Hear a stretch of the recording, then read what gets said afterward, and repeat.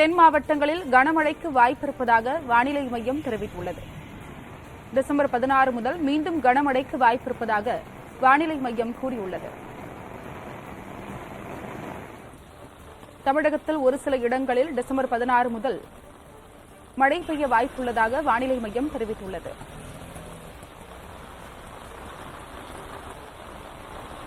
தென் மாவட்டங்களில் கனமழைக்கு வாய்ப்பிருப்பதாக வானிலை மையம் தெரிவித்துள்ளது. சென்னையில் இன்று லேசான மழைக்கு வாய்ப்பிருப்பதாக வானிலை மையம் கூறியுள்ளது.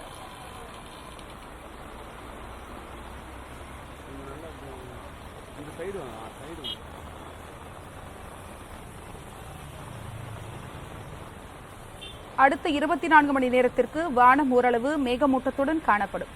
நகரின் ஒரு சில பகுதிகளில் லேசான மழை பெய்யக்கூடும்.